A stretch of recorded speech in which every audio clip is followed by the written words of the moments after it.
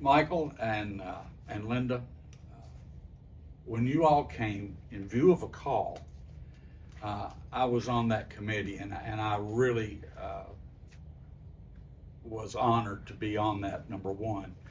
And then to finally meet you all in the little room upstairs in the old part of the church before it was completed. And of course, we talked and interviewed, and everything sounded like it went well, and we heard it went well. And then about a week later, it didn't go as well as we thought. You all decided that you were going to stay in San Antonio. We were sad. Was it you all or just one of them? I think it was Michael. I think you're probably right. It was Michael. I heard Linda. Linda has a lot more faith. Linda, she was ready to come, I think. She felt good about it. But the resumes were still coming in because the job had not been awarded officially. So I had a stack full of resumes for Danny. And it showed Danny's faith to me early on, because I was a new member here also. And Danny's faith was amazing, because I took the stack of resumes to him, and there was 3 or 4. And I said, Danny, I've got some resumes here for you. I hear Michael's not coming. And he said, just throw them in the garbage can right there. He said, we don't need them. We have the man. He is coming. He will be here. So we don't need any more resumes. Don't ask for another resume. And I was sitting there just going, okay, I'm with you, buddy, you know? And then sure enough, this all came into play, and it started, which thank you all for coming. You all both have blessed my heart and my family's and this church's heart with your leadership. Your compassion is amazing. I wish I could get some of it. But I think some of the funniest things that has come along was, and it wasn't funny at the point, I'm sorry, at the time, is when you came in, the green robes disappeared. Oh. And that was a joyous day. And most people really didn't enjoy the robes. They were hot. And the prep that we had to do before Sunday school, Graham Walters, and I know we all remember Graham, and I would be down in the fellowship hall, and we'd start doing the binders. That's even before the choir room. Right, right. that was Yeah. before the choir room. And we'd have all the sheet music laid out, and Graham and I would put 2 sheets of music in, click, click, Yeah. click. Everybody's half their music in the black binders. Yeah. And that went away. Y'all did all the clicking, but then we'd still, what happened, Kruse, every time we'd be in choir loft?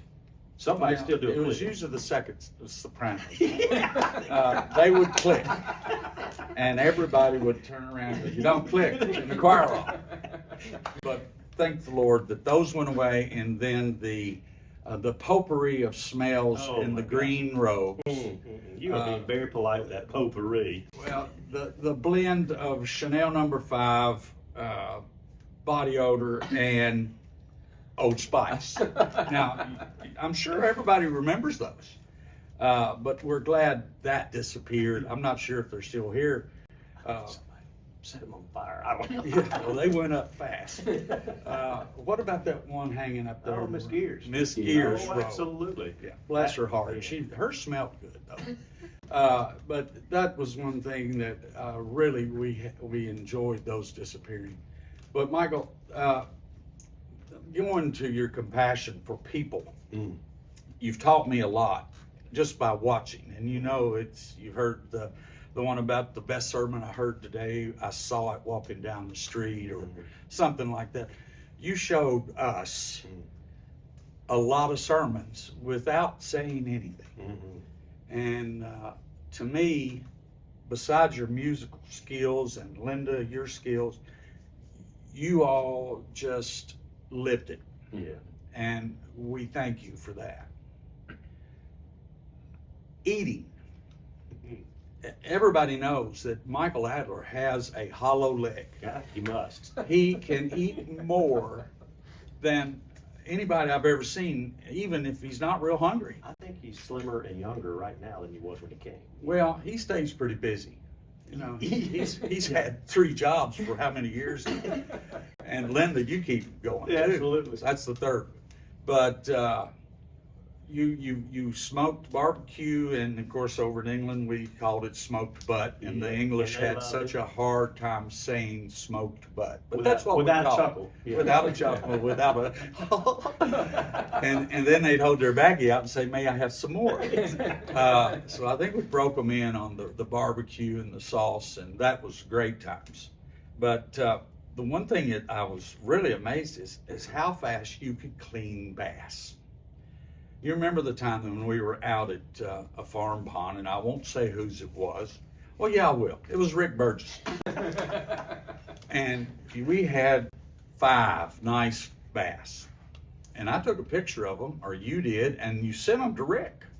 And by the time Rick called back and said, no matter what, or he texted back, don't eat those, put them back in the pond, you had 10 fillets laying there in a Tupperware bowl ready to go home. I think the bowl even had salt water in it. So you were ready to fry them up. I've never seen anybody clean a fish so fast in my life.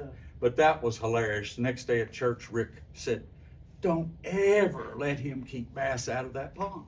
So I said, okay, because I didn't keep them. I know I didn't clean them because I wasn't as fast as that. But Michael and Linda both, we've been through some unbelievably great times. Weddings, Michael, you officiated my daughter's wedding. And we've been through some really hard ones. You officiated Sandra's funeral. You were there with me when she passed away, and I'll never forget it. The support you gave me, and I think you saw that kind of support in me in that hospital that day. And how I in the world came up with the idea that I want to pray for the surgeons. I don't know how it happened, because I would have never thought of that in that moment. But somehow the need of giving those men and the nurses comfort during our sadness, that right there, I'm so happy you were with me. And so you'll always be there with me in that, and several other things. I could go on and on about some things. Some I can't say. But they are ours. But I will. No, I'm going to hold on to a few of them. That's a blooper reel. And I think you know which ones I'm holding on to, because they were hilarious. Let's see, your basement was flooding, generators, fuel cans. I'll leave it alone. I'll just stop there. But I think we helped teach you a lot about Alabama people early on. One time, first Sunday you were there, Sandra and I asked you over for dinner after church. Sure, he didn't know his way from church to the church house where they were living, much less to our house down off of Valleydale. So we guided him down there, and we all got in the driveway, and we sat down to eat, all the kids, except one. Jake. No, sorry, that was Brady. They looked around. Where's Brady? He was nowhere to be found. They left him at home. Now, I know I've only got 2 kids, and I can keep up with them pretty good. So, but you didn't know how to get from our house back to your house. So Justin and you rode together, if you remember, and you went to get Brady. He was sitting in the floor reading a book.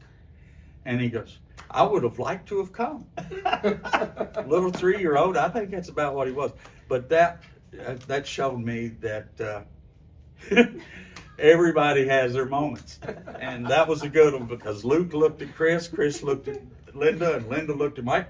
I don't have him. That was hilarious. I just shook my head.